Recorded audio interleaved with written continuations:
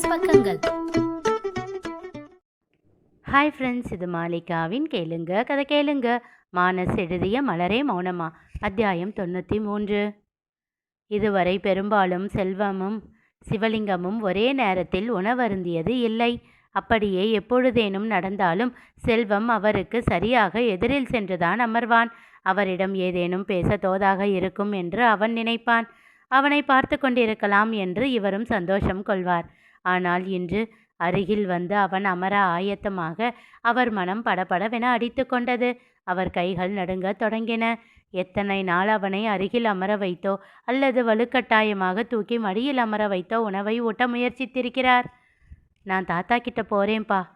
ஒற்றை வரியில் அவர் ஆசை மொத்தத்தையும் உடைத்து விடுவான்.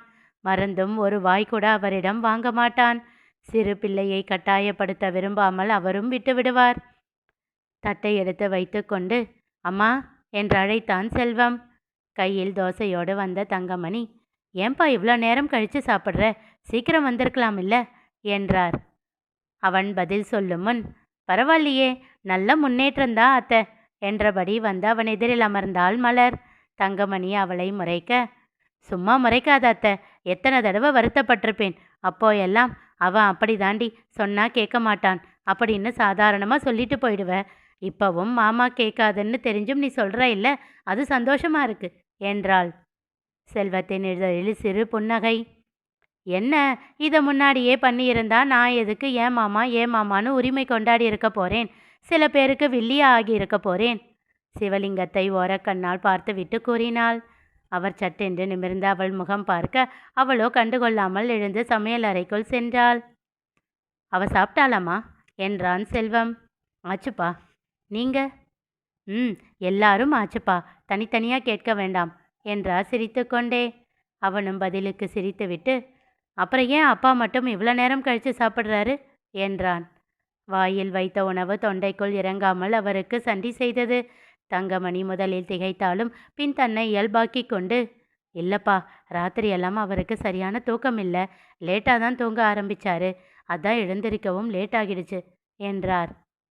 ஆனால் அவர் வயசுக்கு இவ்வளோ லேட்டாக சாப்பிட்டா நல்லதில்லையே, அதனால தான் சொன்னேன். தங்கமணி சிவலிங்கத்தை பார்க்க அவரோ அவனையே பார்த்து கொண்டு இருந்தார். அம்மா, இனிமேல் அப்பா எந்நேரம் சாப்பிட்றாரோ அப்போவே என்னையும் கூப்பிடுங்க. இன்னும் திகைத்தனர் இருவரும். ஆமாம்மா, அப்படியே கூப்பிட்ட உடனே வந்துட்டாலும் பணியாரம் சாப்பிட கூப்பிட்டாலே வரமாட்ட, எல்லாம் வாய்ப்பேச்சு தான் என்றபடியே வந்து அவன் தட்டில் தோசையை வைத்தாள் மலர். இனிமேல் வரேன் என்றவன் ஒரு நொடி நிறுத்தி, அப்பாவுக்காக என்றான். அதை கேட்டு அவர் உலகமே அசையாது நின்று விட்டதை போல் உணர்ந்தார். உன்ன மறந்து செல்வத்தையே வெறித்து பார்த்தார். இதெல்லாம் நியாயமே இல்லை தெரியுமா? அப்பா கூட தான் சாப்பிடுவாராம், பரிமாற அம்மாவை கூப்பிடுவாராம். இப்போ நான் தான் வேண்டாதவள ஆகிட்டேனா? நல்லா என்னையும் மாமாவையும் பிளான் பண்ணி பிரிச்சுட்டாங்க என்றாள் கோபமான குரலில். சிவலிங்கம் அவளை வருத்தத்தோடு பார்க்க, ரொம்ப பண்ணாதடி என்றார் தங்கமணி. ஏ வாளு, போதும், போய் அப்பாவுக்கு ஒரு தோசை எடுத்துக்கிட்டு வா என்றான் செல்வம் சிரித்து கொண்டே. இதோ பாரு மாமா, நான் உனக்கு தான் எடுத்துக்கிட்டு வருவேன், மற்றவங்களுக்கெல்லாம் செய்ய மாட்டேன் என்றாள் கோபமாக. செய்யலனா போ, நானே போய் எடுத்துக்கிட்டு வரேன் என்று அவன் எழப்போக, ஐயோ இருப்பா என்று அவன் கையை பிடித்து நிறுத்தினார் சிவலிங்கம். இப்போதுதான் இருவரும் நேருக்கு நேர் பார்த்து கொண்டனர். அடேங்கப்பா, என்ன அத்தை, உன் வீட்டுக்காரருக்கு பிள்ளைக்கிட்ட பேச நல்ல நேரம் இப்போதான் வந்துச்சு போல, இவ்வளோ நேரம் ஊமையா இருந்தாரோ என்றாள் மலர் கிண்டலாக. மலரு, அமுதா உள்ளே இருந்து அழைக்க அவள் உள்ளே சென்று விட்டாள். எதுக்குடி அங்கே வம்பு பண்ணிக்கிட்டு இருக்க என்றார் அமுதா கோபமாக. சும்மா கடுப்பேத்தாத அத்தை, இவ்வளோ நேரம் ஆச்சா பெத்த பிள்ளைக்கிட்ட பேச, ஆனால் தப்பை மட்டும் மாமா மேலேயே சொல்ல வேண்டியது என்று கடுகடுத்தாள். சாப்பிடுங்கப்பா என்றான் செல்வம் மென்மையாக. என்று தலையசைத்தார்.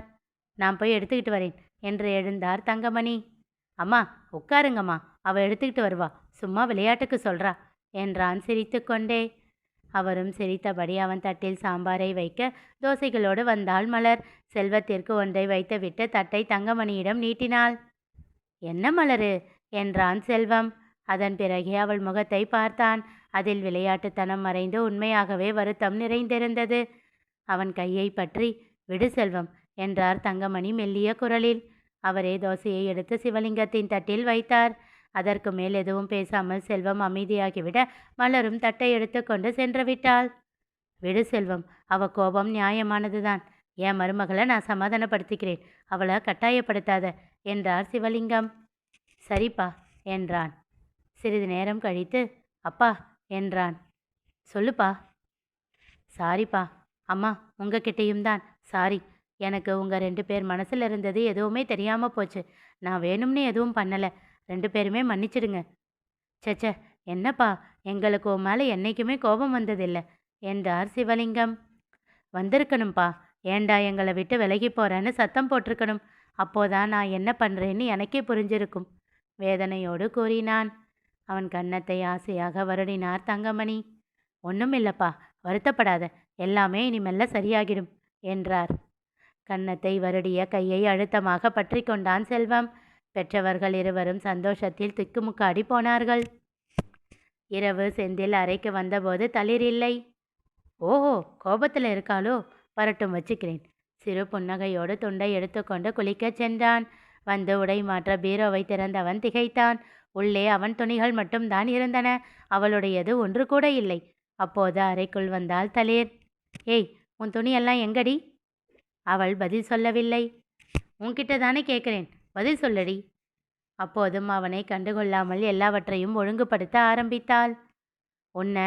உனக்கு நல்லா திமிர் கூடி போச்சு என்றவாறே கோபமாக அவளை நோக்கி செல்ல அவன் காலில் இடறியது ஒரு பை.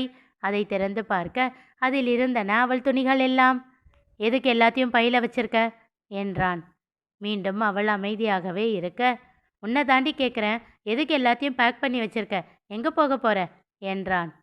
இவ்வளவு நேரம் அமைதியாக இருந்தவள் விசுக்கென நிமிர்ந்து அவனை பார்த்தாள். ஓஹோ, என்ன சந்தேகப்படுறீங்களா என்றாள் அவளும் கோபமாக. அவன் அதில் திகைத்து, ஏய், நான் எப்படி உன்னை சந்தேகப்பட்டேன்? எல்லாத்தையும் பையில வச்சிருக்கியே, அதான் எங்கே போகிறேன்னு கேட்டேன் என்றான். எனக்கு போக வேற இடம் இல்லைன்னு உங்களுக்கு தெரியாதா?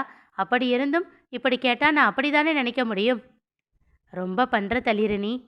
இதை பாருங்க, நான் தான் அன்னைக்கே சொல்லிட்டேன்ல, இந்த வீட்டை விட்டு எங்கேயும் போக மாட்டேன்னு. அப்பவும் என்ன இப்படி கேட்குறீங்கல்ல? இப்போது அவள் குரல் உயர இவன் குரல் கொஞ்சம் தழைய ஆரம்பித்தது. அப்புறம் எதுக்குடி துணியெல்லாம் எடுத்து பையில வச்சிருக்க? அதை அப்படி கேட்க வேண்டியது தானே. அப்படி தானே முதல்ல கேட்டேன். கடைசி வரைக்கும் அப்படி மட்டும்தான் கேட்டிருக்கணும். நீ சரியில்லை. அந்த ராட்சசி உனக்கு நல்லா ட்ரைனிங் கொடுத்து அனுப்பியிருக்கா. இங்கே பாரு தளிரு, அவள் பேச்செல்லாம் கேட்காத, கெட்ட பொண்ணாகிடுவ. அதானே, நீங்களும் என் மேலே பாசமாக இருக்க மாட்டீங்க. என் மேலே உண்மையான பாசத்தோடு இருக்கிறவங்களையும் என்கிட்ட இருந்து பிரிச்சிடுவீங்கல்ல. இதெல்லாம் நியாயமே இல்லடி. நான் உன்கிட்ட பாசமாக இல்லையா? அப்படி இருக்கிறவர் தான் காலையில் சரிதான் போடி அப்படின்னு சொன்னீங்களா? நீங்களே போக சொல்லுவீங்க, அப்புறம் எங்கே போகிறேன்னு சந்தேகமும் படுவீங்க. நீ பேசுகிறதெல்லாம் சரியில்லை தளிரு. முதல்ல எல்லாத்தையும் எடுத்து பீரோவில் வை. நான் யார் சார் உங்கள் பீரோவில் உரிமை எடுக்க? ரொம்ப பண்ணாத தளிரு என்றபடியே அவள் கையை பிடித்து இழுக்க அவளோ வெடுக்கென்று விடுவிடித்து கொண்டு பாயை எடுத்து விரித்தாள். இப்போ எதுக்கு பாய்? உங்கள் பெட்டில் எனக்கு என்ன உரிமை இருக்குது? நான் உன் மேலே கோபமாக இருந்தப்போ கூட உன்னை இப்படி தள்ளி வச்சதில்லை, பைத்தியம். ஆமாம், நான் பைத்தியம்தான். அதனால தானே உங்களுக்கு என்ன பிடிக்கல. தலையில் கை வைத்து அமர்ந்து விட்டான் செந்தில். அவளோ பாயில் நன்றாக நீட்டி படுத்து விட்டாள். ஏதோ பண்ணி தொலை என்று விட்டு சென்று படுத்து விட்டான். அதானே, நான் எப்படி போனால் உங்களுக்கு என்ன? சட்டென்று எழுந்து, வந்தேன்னா சாவடிச்சிட வேண்டி உன்னை, சும்மா டார்ச்சர் பண்ணிக்கிட்டு என்று கத்தினான். அதில் அமைதியாக தலைவரை போர்வையை போர்த்தி கொண்டு உறங்க ஆரம்பித்தாள். சிறிது நேரம் கழித்து அவள் அருகில் சென்று அவளை அப்படியே தூக்கி கட்டிலில் கிடத்திவிட்டு தன்னிடத்திற்கு சென்று படுப்பதற்குள் மீண்டும் இறங்கி சென்று பாயில் படுத்திருந்தாள். மீண்டும் 2 முறை இதுவே தொடர இடுப்பில் கையை வைத்து என்று ஆழ்ந்த மூச்சை இழுத்து விட்டான். இப்போது தன் தலையணையோடு அவள் அருகில் சென்று படுத்து அவளை கட்டி கொண்டான். பாயில இடம் பத்தாது என்றாள். பரவாயில்ல, நான் உன் மேலே படுத்துக்கிறேன் என்று குறும்பாக மெல்லிய குரலில் சொல்லிக்கொண்டே அவள் கழுத்தில் அழுத்தமாக முத்தம் வைத்தான். தள்ளிப்போங்க என்று அவன் மார்பில் கை வைத்து தள்ளப்போக அவள் கையை கெட்டியாக பிடித்து கொண்டான். என்னை தள்ளி விடாதடி, கடைசி வரைக்கும் உன் கூட இருக்க போறவன் நான் மட்டும்தான். கையை தலைக்கு முட்டு தந்து சின்ன சிரிப்போடு கூறினான். சில நிமிடங்கள் அவளிடம் அமைதி. பிடித்திருந்த அவள் கையை எடுத்து அதில் முத்தம் வைத்தான். அவள் எந்த எதிர்வினையும் காட்டாமல் பார்வையை தழைத்திருந்தாள். மீண்டும் முத்தமிட்டு சாரி என்றான். அவள் கையை எடுத்து தன்னை சுற்றி அணைத்தபடி வைத்து கொண்டான். அவனும் அவளை அணைத்து கொண்டு அவள் காதில் முத்தமிட்டு, நீ கோபப்படுறது எனக்கு ரொம்ப பிடிச்சிருக்கு என்றான் மெல்லிய குரலில். ஏன் தெரியுமா, நீ என்கிட்ட மட்டும்தானே கோச்சுக்கிற. அந்த உரிமை தான் எனக்கு பிடிச்சிருக்கு. அந்த உரிமைக்கு பேர் தான் லவ். உனக்கு தெரியுமா? முத்தங்களின் இடையே பேசினான். அவள் கண்கள் கண்ணீரை பொழிய சட்டென்று பதறி, ஏய் தளிர், ஏம்மா என்றான் அவள் கண்ணீரை துடைத்து. எனக்கு இன்னும் ஞாபகம் இருக்குங்க. ஒரு தடவை அம்மா இதே மாதிரி அப்பா கிட்ட சொன்னாங்க.